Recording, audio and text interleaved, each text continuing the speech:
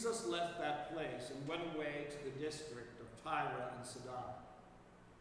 Just then a Canaanite woman from that region came out and started shouting, "Have mercy on me, Lord, Son of David. My daughter is tormented by a demon." But he did not answer her at all. And his disciples came and urged him, saying, "Send her away, for she keeps shouting after us." He answered, "I was sent only to the lost sheep of the house of Israel." But she came and knelt before him, saying, "Lord, help me." He answered, "It is not fair to take the children's food and throw it to the dogs." She said, "Yes, Lord, yet even the dogs eat the crumbs that fall from the master's table." Then Jesus answered her, "Woman, great is your faith. Let it be done for you as you wish." And her daughter was healed instantly. The Gospel of the Lord. Praise to you, Lord.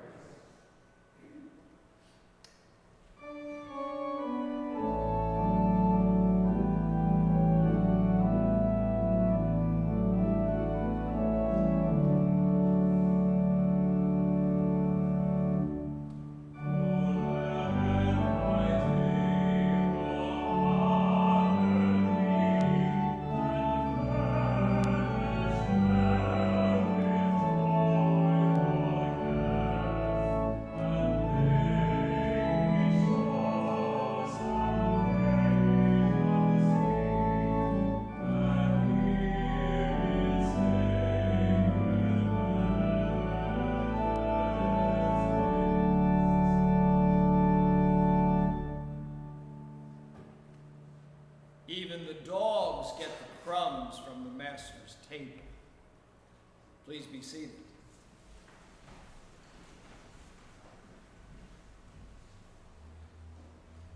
In our gospel this morning, this is not the Jesus I know. This is not the Jesus who welcomes the outcasts at his table. This is not the Jesus who seeks those on the margins. This is not the Jesus that preaches a message that all are welcome, all are created in God's image and likeness. No. This is a Jesus who ignores the pleas and cries, the shouts of a mother who is in pain because her daughter is tormented by a demon. Because there's a problem with her. She's not Jewish. She's a Canaanite woman. In reality, that means she can be dismissed on 2 counts: being Canaanite, an enemy of the Jewish people, and being a woman. And more than just ignore her, Jesus walks away from her, and he insults her, calling her a dog. No, this is not the Jesus that I know. This is not the Jesus I believe in. Or is it? Or is this a Jesus I don't want to know? A Jesus who ignores somebody calling out in faith. A Jesus who insults. A Jesus who walks away. A human Jesus. Perhaps it's too hard to consider that Jesus, being fully human and fully divine, shared everything of our human nature, including our fears, our selfishness, and our prejudices. As Christians, that we believe that Jesus is the same yesterday, today, and tomorrow. And this means that Jesus does not stand under the shadow of changing. And that is true. But yet we're still confronted with his humanity, with the mystery of the incarnation, the Word becoming flesh. Jesus began life as we all do. We know nothing about his childhood, except the one passage where he wanders away from his parents in the temple. But we know that during those years, just like us, He took his first steps. He learned language. He went to school. He grew up with relatives and people. And he was formed by those relatives and people and his school. Is it not possible for us to believe then he was also taught who to hate, who his enemies were, who to be afraid of? And that's what's difficult about hatred and bigotry. It's not something we are born with, it is something we learn. Many of you remember the musical South Pacific. It started as a book, and then it was a play, and then it was a musical. The musical was released in 1958. I was only 3 years old. It takes place during World War II at a military base in the South Pacific.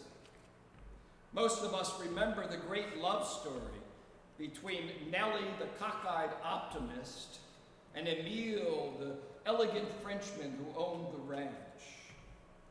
Well, they begin to fall in love, but then something happens. Nellie meets Emile's 2 children, because he had been married to a Polynesian woman, and the children look Polynesian.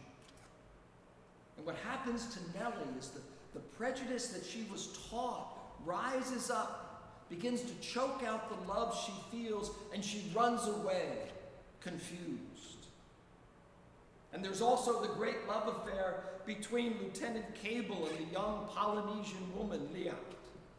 He sings that beautiful love song, Younger Than Springtime. But there again, he's confronted by other people saying, you can't be with this woman. She's not of your kind. She is not one of your people. And so he sings this very powerful song. It's called You Have to Be Carefully Taught. And he sings, you've got to be taught to hate and fear. You've got to be taught from year to year. It's got to be drummed into your dear little ear. You've got to be carefully taught to be afraid of people whose eyes are oddly made, people whose skin is a different shade. You've got to be carefully taught. You've got to be carefully taught before it's too late, before you are 6 or 7 or 8, to hate all the people your relatives hate. If prejudice is learned, it can be unlearned.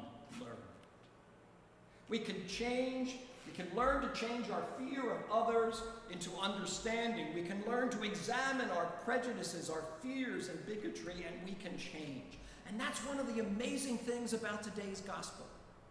In today's gospel, Jesus changes. He unlearns what he was taught. He learns about who he is supposed to hate, and he reaches out in mercy, in love, and understanding. One of the best ways to move beyond prejudices we've been taught is through personal encounter. Jesus, even after ignoring this woman and insulting her, calling her a dog, is changed by his encounter with her because she refused to walk away.